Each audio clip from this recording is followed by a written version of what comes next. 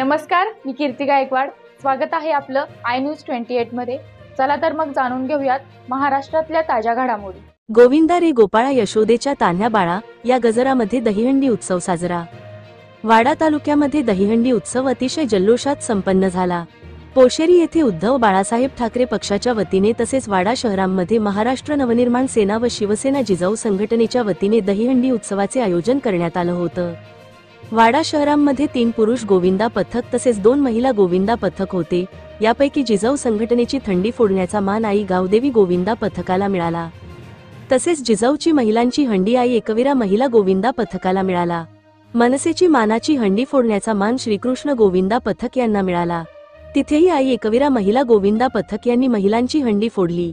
भव्यदिव्य आयोजन वाडा तालुक्यातील पोशेरी येथे उद्धव बाळासाहेब ठाकरे पक्षाचे ओमकार पाटील यांनी वाडा तालुक्यातील वाडा शहरातील गोविंदा पथकांना एक दहीहंडीच्या उत्सवानिमित्त वाडा तालुक्याला एक व्यासपीठ उपलब्ध करून दिलं आणि इथे श्रीकृष्ण गोविंद पथक वाडा यांना हंडी फोडण्याचा मान मिळाला व महिलांची हंडी आई एकवीरा महिला गोविंदा पथक यांना मिळाला।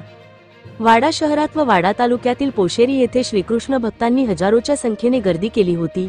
खास आकर्षण म्हणून ओमकार पाटील यांनी हिंदवी पाटील यांचं लावणी महोत्सवाचे आयोजन केलं होतं, तर महाराष्ट्र नवनिर्माण सेनेने महिलांसाठी पैठणी लकी ड्रॉ, पुरुषांसाठी टी शर्ट लकी ड्रॉ, लावणी नृत्य व प्रेक्षकांना आकर्षित करण्यासाठी मनोरंजनाच्या कार्यक्रमाचे आयोजन केलं होतं।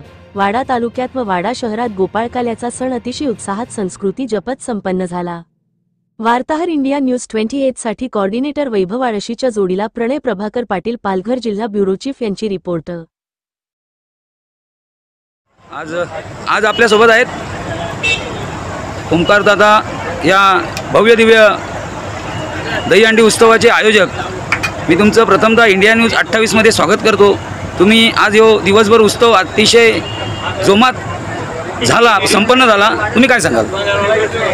सगळ्यांनी चांगलं सहकार्य केलं, मंडळांनी खूप चांगलं सहकार्य केलं आणि आपल्याकडे नेहमीच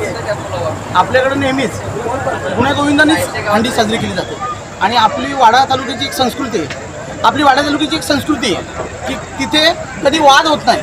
त्याच्यामुळे न वाद होता मस्त कोणतंही गालबोट न लागता दहीहंडी एकदम सुरळीत झालेली आहे। त्याच्यामुळं सगळ्या वाडावासियांचे आणि तालुक्याचे, जिल्ह्यातल्या सगळ्या लोकांचे मनपूर्वक आभार। आपल्याकडे किती गोविंदा पथकांनी सलामी दिली?